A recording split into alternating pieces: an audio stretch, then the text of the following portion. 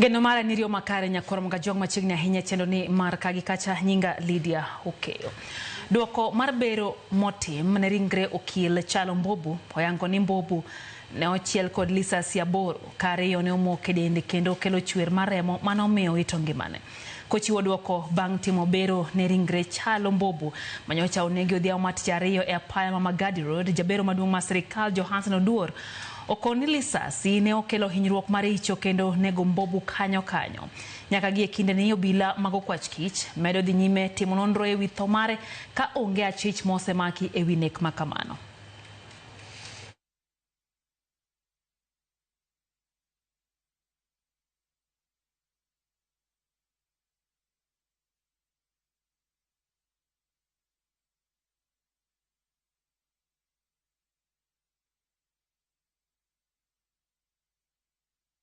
Thoth oganda jo Kenya koro wacho ni ngimagi kod chal mar ochumi osebedo ka medo dhi marach nyaka ne sirikal Kenya Kwanza ka otelo higa 2022. Nonro motim kod kambi mar Tifa e kind dwe mar 8 kod 9 higani kipimo kod manotim dwe mar 5 yango ni ngima jo Kenya medo mana dhi marach ka Simfrozo Kinda leronwa. Higni adek nyaka ne sirikal Kenya Kwanza donje telo, jo Kenya wacho ni Ten Ruto oserocho ngimagi kaluwore kod pek mar ngima mathoth oganda wacho ni medre kaka thuolo medo sudo. Kaluwore kod lipot ma kambi nonro mar Tifa ogolo, 64% mar jo Kenya wacho ni chal mar ngimagi medo mana dhi marach. Ma en medruok kod 10% kipimo kod 54% mar oganda mano wacho kamano e nonro manotim dwe mar 5. Nonro no yango ni thoth jo Kenya odak matek kama na kwan matin kende ema wacho ni ngimagi oseyudo lokruok maberberie nyaka ne Ruto ka utelo.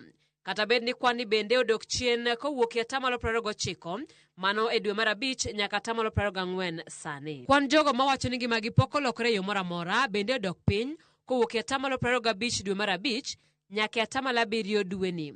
Gima nyiso ni thoth jo Kenya mane rik temo sani bende liet mar pek ngima osaso. Jo Kenya mathoth seyo pek mar ngima kuom chik mar omenda mar higani ka 82 wacho ni chik makamano omedo nengo mar mwandu ma ji tiyogo e udi pile ka pile kaka chiemo. 31 wacho ni chik no omedo suru e wi osachgi gima koro miyo omenda ma gitero pacho oduono.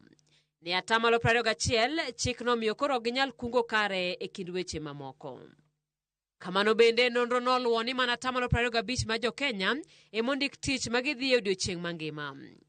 23 tiyo tijegi giwegi ka joma onge tich kendo menyo gin 17. Joma tiyo tije manus kata part time ochung'e 15. Kata bedo ni thoth jo Kenya e gwenge duto olero ni gidhi marach, joma sa otele kwano kod 85 kiluwe kod jo Nairobi 74, jo Nyanza namba 3 kod 71. Milambo mar Okak nitiere 72, ugwe mar Kenya 68. Jo Nyanduat mar piny Kenya ema ok ngimagi dhi marach ahinya ka gichung'e 41. Magitimre kata bedo sirikal Kenya Kwanza to osiko ka goyo kore ni telo dhi kare kaluwore ni giluwo chenro margi mar bottom up agenda e yo makare. Simfrozo Kinda, Ramogi TV. Ogai mar doho manosedhi rutaya David Maraga odhi nyime gi seyo piny owacho kotenre kod nek mar rawere manotimore kinde ng'anyo manobede Thurkae. Kaluwore kod Maraga en ratiro mar jo Kenya bago ng'anyo thuolo momigi kod pend chike ma Thurkae. You are radicalizing these young people. In fact, that is already a serious challenge to the country. You don't want to terrorize many young people. When they are at the end of the day released, having gone through all that, you can imagine what will be going on in their minds. We are saying, look, let the state, do its work properly and stop this issue of terrorizing young people who are just asking for their rights. This is a concern because when we talk about anti-terror, it is funded by the US government. And we're seeing resources being utilized by the state to terrorize young people. Our constitution is very clear. Protesting is within our right to do that. But when you criminalize democracy, what you have in front of you is people who have refused to let go and continue to defend our constitution. We all need to hold the government accountable. It's not an issue of just young people. We have some of the people who are in court who are 61 years. They were caught, arrested and charged as maandamano people. We have students who are sitting exams this year. They're refusing to go to school because everyone is calling them a terrorist. Riwruok mar World Vision Kenya wuok e gwenge mag Magunga e kar ching'od bura ma Suba South bang' tieko chenro mopogore mag dongruok ma gisebedo ka gitimo e alworano kuom higni 17 mar konyo loko ngima oganda. World Vision Kenya nodonjo Magunga e kar ching'od bura ma Suba South 2008 kama gisebedo ka gitaye chenro mag dongruok e gwenge mopogore e sekta mar pur kod pith, jolosom jopuonjre mawuok e familia ma ok nyal keyo pi maler ne jopiny, gedo mag skunde kod chope e kin mamoko. Bang' higni 17 riwruogno mar World Vision koro to bago piendene kendo koro wuok e alworano bang' kelo lokruok e ngima jopiny e gwenge mopogore ma gisebedo ka gitiye. Director mochung'ne midhiero mabiro apoya e riwruogno Garrison Mwakazi wacho ni giseloko ngima oganda mathoth, tiego jopur e chenro mag pur kod pith mopogore kod miyo jopiny miere moinga 9,000 e kor gwenge makono. Jalup gavana Mamabe Oyugi Magwanga mane en wendo modhial kwa jopiny monorit chenro manosetimgo.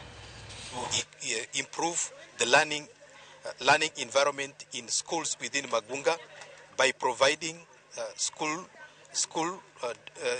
with desks. We have also supported secondary school students with school levies, and we have also built hygiene and sanitation facilities within the schools that we targeted within the program area. Kangato nyango makenam to goli e do nyang ni mondi wuog oko podi chake wacho ni mondi doge do nyang no jadi madwaro ni mondo doge do nyang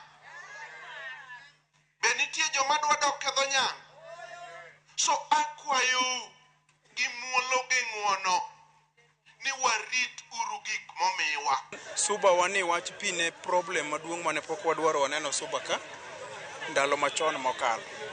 Achiel gisekonyo e yore pi, gisekonyo nyithinde somo, kendo gisekonyo e wach chiemo. Ok anyal yudo pesa mifuku.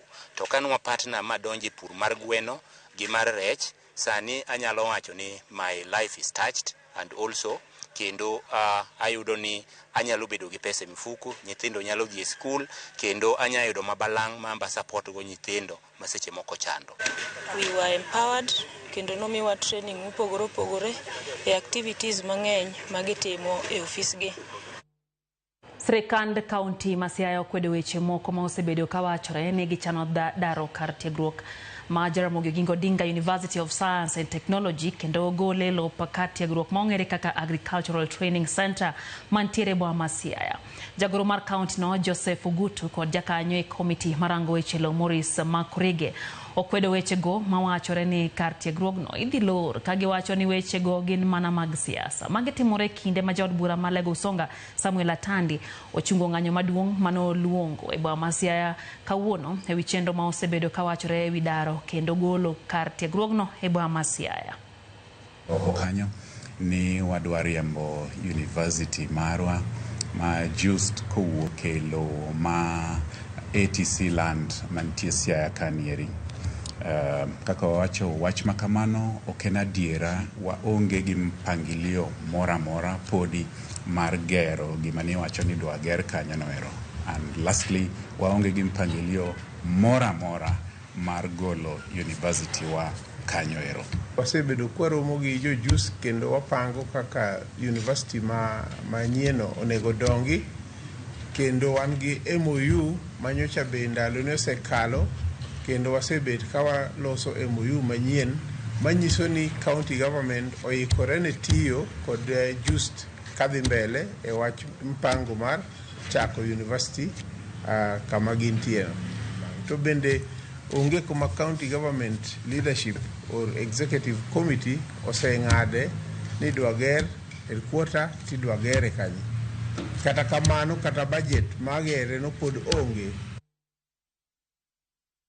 Piny owacho chano oro jolweny mag KDF e gedo mag ute thieth 70 michan gere e rang'iny mar level 4 e konde Kenya duto kaka yor neno ni gedogo orumo makare kendo mapiyo. KDF yande ogero osiptal ma Sugo kuom thuolo mar dweche 11 ka chenro mag gedo mamoko 75 dhi nyime Thurka. E kindeno jagoro mong'ere migawo mar lweny Patrick Mareru olero ni gavana Patrick Ole Ntutu bende dhi lando ne jodak ma Cheluget ka gidhi yudo oboke mag ratich bedo kod oboke mag lope kinde magedo mag ndara moingo kilomita 100 dhi godo mbele. Sisi kama wanajeshi tukiwa tumetolewa amri na rais wetu na commander in chief, governor, wewe na viongozi wa hapa nalo ndio muenda mkasukuma commander in chief mpaka akakubali hii hospitali ijengwe. Ninataka kukutangazia governor ya kwamba hii hospitali under 11 months utafungua milango wananchi waingie. Under 11 months. Na sio hii hospitali peke yake, kuna zingine. Hata hivyo, hata kama mnasikia wanajeshi ndio watajenga, wanajeshi ni kusupervise. Ni kusupervise contractor. Contractor kama anajenga mawe 3 kwa siku, itajengwa 3 si 2. Contractor kama anatengeneza ukuta wa mita 10, itakuwa mita 10 sio mita 9. It is as clear as that.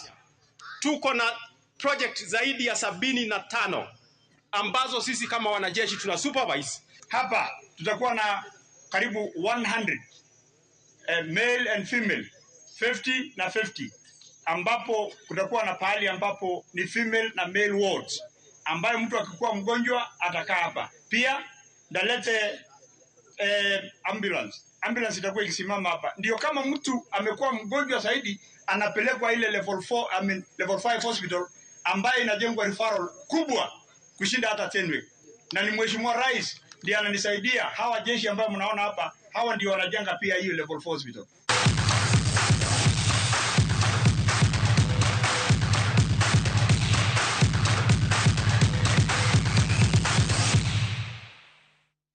Timba dhula mara Gor Mahia ne ologunde ariyo kuom nono koti mar Somba Tanzania etuko siep mano otuge pap ma Benjamin Mkapa e piny mar Tanzania. Etugo machielo mar osiep KCB no olo tim mar Tanzania Prison gonde ariyo kuom achiel etugo mano otuge pap ma Sheikh Abeid Karume bwa ma Arusha. Chieng' Tich Abich joloch mar lig ma piny Tanzania biro rakore kod Bandari etugo magikorego ne lig season manyien.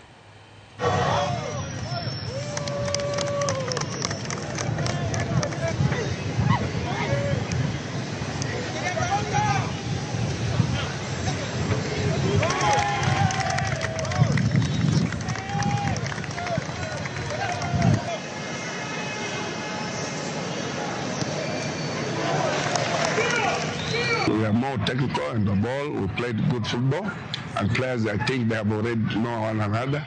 I want to put our players together so they can deal together, they can be together and think the same, and also try to understand my style of play, and also our goal as a team. And they are bonding, they are together, and it's easier to know who is who and how they think about the team.